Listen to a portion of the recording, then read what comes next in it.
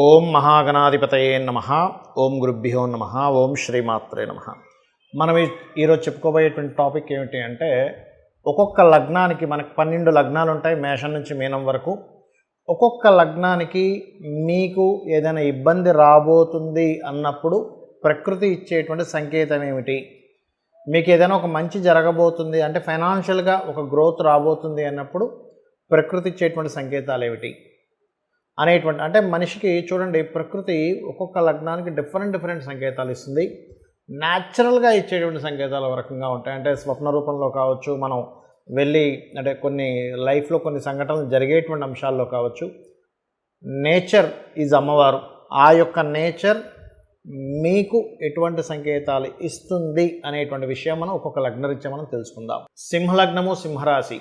సింహం వారికి కనుక చూసుకున్నట్లయితే, మీకు ప్రకృతి మీరు ఇక్కడ రాంగ్ డెసిషన్ తీసుకోబోతున్నారు అనేటువంటిది అమ్మవారి ప్రకృతి రూపంలో మీ నిత్య జీవితంలో కానీ, స్వప్న రూపంలో కానీ, లేదా మాటల రూపంలో కానీ ఎటువంటివి చూపిస్తుంది అని చెప్పి చూసుకున్నట్లయితే, ఒక అప్పుకు సంబంధించినటువంటిది.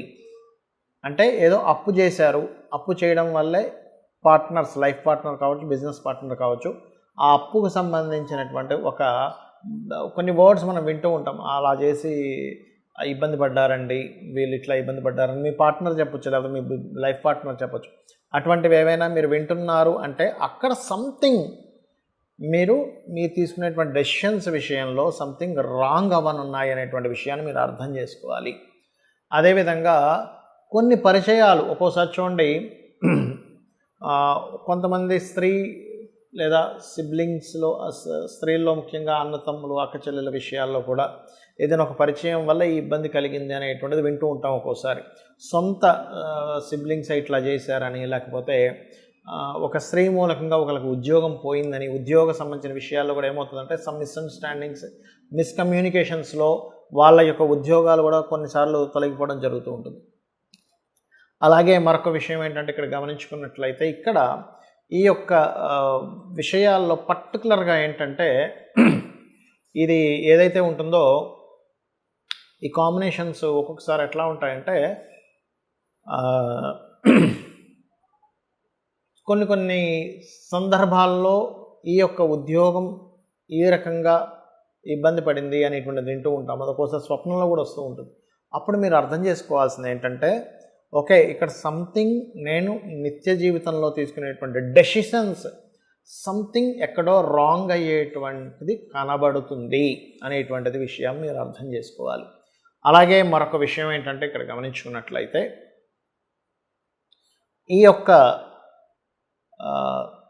సింహం వారికి మరి మంచి ఏమిటి, ఏదో ఒక మంచి కూడా చేయాలి కదా అని చెప్పి చూసుకున్నప్పుడు, మీకు శక్తికి సంబంధించినవి, ఫైర్ రిలేటెడ్ సంబంధించినవి, అగ్నికి సంబంధించినటువంటిది. అంటే ఎలా అంటే, ఒక స్వప్నంలో ఎవరో మీకు కాగడా అందించారు, లేకపోతే ఒక అప్పుడు చీకటిగా ఉన్నటువంటిది ఒక్కసారిగా వెలుతురు వచ్చింది, లేదా సూర్యభగవానుడు అద్భుతంగా వెలుగుతున్నట్టుగా కనబడ్డాడు.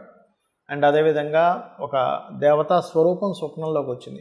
మీరు అనుకోగానే ఒక నిర్ణయం తీసుకుందాం అనుకునేసరికి ఎదురుగా మీకు ఒక దేవతా స్వరూపం దర్శనం ఇచ్చింది, లేదా ఎవరో ప్రసాదం ఇచ్చారు మీ చేతికి. లేనట్లయితే పాదుకలు కనబడ్డాయి, దత్తాత్రేయుడి యొక్క ఫోటో కనబడింది, లేదా గోవు కనబడింది. ఆ సమయంలో మీకు ఖచ్చితంగా మీరు తీసుకునేటువంటి డెసిషన్స్లో 100% అవి మంచి డెసిషన్స్ అవుతాయి అనేటువంటి ప్రకృతి ఇండికేట్ చేసింది. కానీ కొన్ని సందర్భాల్లో ఏమవుతుందంటే, మనం కొన్ని విషయాలు మనకి అనిపిస్తున్నా సరే అవేమీ కాదులే అన్నట్టుగా మనం ముందుకు వెళ్ళిపోతూ ఉంటాం. ముందుకు వెళ్ళిన తర్వాత, కొన్ని అడుగులు పడిన తర్వాత, కొన్ని డెసిషన్స్ తీసుకున్న తర్వాత మనం రాంగ్ డెసిషన్ తీసుకున్నాం అనేటువంటిది మనకు అనిపిస్తుంది. అటువంటప్పుడు మనం చేయవలసినటువంటి ఏమిటి అని చెప్పి చూసుకున్నట్లయితే, ఇట్స్ వెరీ క్లియర్. మీరు అప్పుడు చేయవలసినటువంటిది దత్త చరిత్ర పారాయణం చేయండి, లేనట్లయితే జయ గురుదత్త, శ్రీ గురుదత్త అనేటువంటి నామస్మరణ చేయండి. మీరు తీసుకున్నటువంటి రాంగ్ డెసిషన్స్ నుంచి మీరు బయటపడగలుగుతారు. ఇప్పుడు మీకు లగ్నం తెలియదు, నక్షత్రం తెలియదు, రాశి తెలియదు, ఏమీ తెలియదు, కానీ ప్రకృతి నాకు ఈ సంకేతం అందిస్తుంది కాబట్టి నేను ఈ విషయంలో జాగ్రత్తగా ఉండాలి అనేటువంటి విషయం ఎలా తెలుసుకోవాలో చెప్తాను. చిన్న ఎగ్జాంపుల్స్ చెప్తాను, మీరు దాన్ని బట్టి మీరు చూసుకోండి.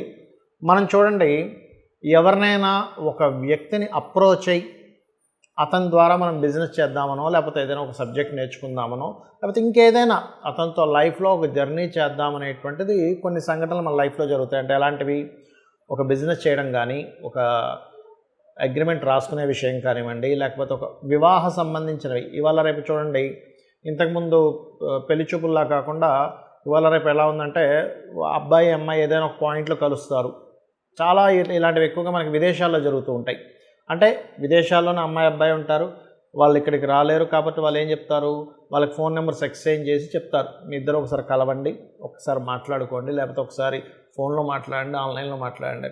అలాంటప్పుడు మీకు ఆ పార్ట్నర్ని ఎంచుకునే విషయంలో కావచ్చు, అది లైఫ్ పార్ట్నర్ బిజినెస్ పార్ట్నర్ అంశంలో కావచ్చు, తరచూ మీకు ఏదో ఒక ఆటంకం జరుగుతుంది ఆ ప్రయాణంలో. అంటే అక్కడికి వెళ్ళేటువంటి పరిస్థితుల్లో కావచ్చు, ఆ ఫోన్ కాల్ రిసీవ్ చేసుకునే పరిస్థితుల్లో కావచ్చు, అది మీకు సరైనటువంటి సంబంధం కాదు అని మీరు అర్థం చేసుకోండి.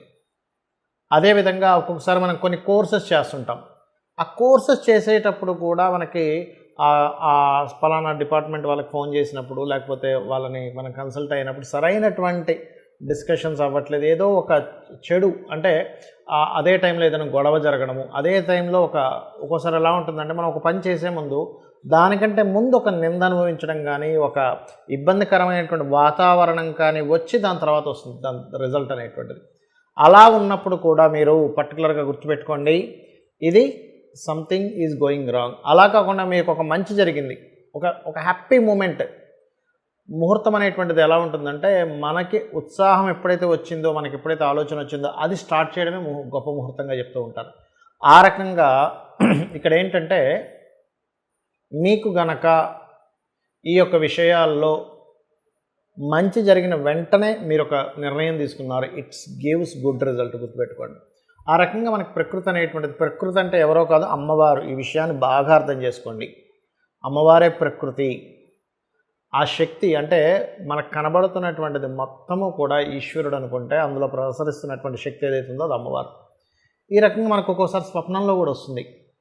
అయితే దుస్వప్నాలు, మంచి స్వప్నాలు అనేటువంటివి ఉంటాయి. దానికి ఆల్రెడీ నేను మీకు కొన్ని వీడియోల్లో దాని యొక్క పారామీటర్స్ చెప్పాను. పొద్దున్న ఊహించుకున్నది, లేకపోతే మీరు అనుమానించింది, ఒక దాని గురించి మాట్లాడింది, మీరు అనుభవించినటువంటి విషయం, పొద్దునంతా ఏదో ఒక జర్నీ చేశారు, ఒక వాటర్ దగ్గరికి వెళ్ళారు, లేకపోతే సముద్రం దగ్గరికి వెళ్ళారు, అటువంటివి ఏవైనా సేమ్ కళలోకి వస్తే దాన్ని స్వప్నశాస్త్రపరంగా తీసుకోకూడదు.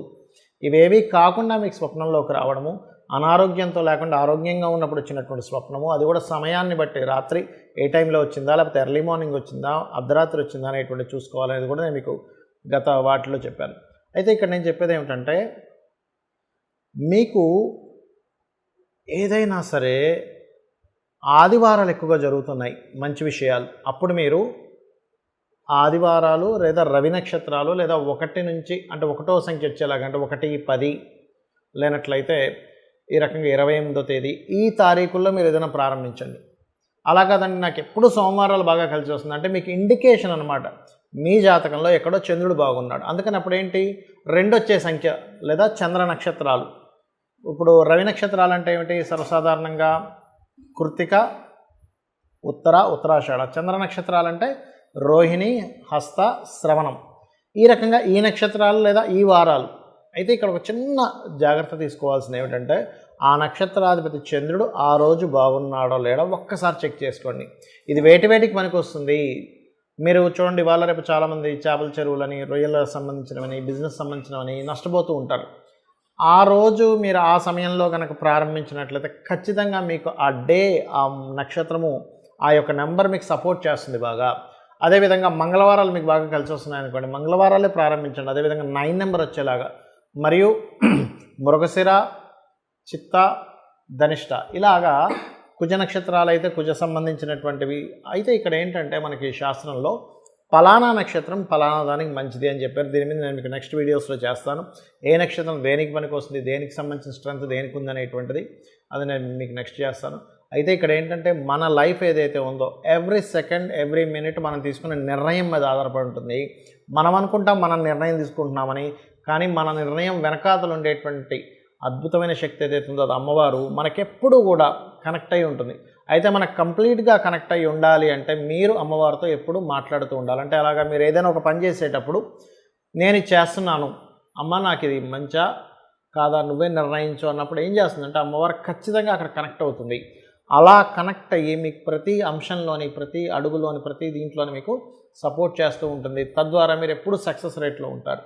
కాబట్టి మీరు చేయండి, ఖచ్చితంగా మీరు లైఫ్లో సక్సెస్ అవుతారు. దీంతోపాటు ఉదయము సాయంత్రము కూడా లలితా సహస్రనామాల యొక్క శ్రవణము లేదా పఠనము చేయండి. 100% లలితా సహస్రనామాల యొక్క శ్రవణం కానీ పఠనం కానీ చేసినప్పుడు ఏమవుతుందంటే మన కర్మలన్నీ కూడా మన ఆరాతో కనెక్ట్ అయి ఉంటాయి, మన షట్చక్రాలతో కనెక్ట్ అయి ఉంటాయి. ఆ ఆరాలో ఉన్నటువంటి బ్యాడ్ కర్మాస్ ఏవైతే ఉన్నాయో ఈ యొక్క లలితా సహస్రనామాలు కానీ లేకపోతే విష్ణు సహస్రనామాలు కానీ ఆ యొక్క తరంగాల ద్వారా అవి క్లియర్ అవుతాయి. మన చుట్టూ ఉన్నటువంటి ఆరా మన యొక్క సక్సెస్కి మన యొక్క ఫెయిల్యూర్కి కనెక్ట్ అవుతుంది. మీరు ఎప్పుడైతే దాన్ని క్లియర్గా పెట్టుకున్నారో మన నిర్ణయాలు, మన సక్సెస్ రావడం ఇవన్నీ కూడా అద్భుతంగా జరుగుతాయి. అమ్మవారి యొక్క అనుగ్రహం మీకు కలుగుతుంది. శ్రీమాత్రే నమః.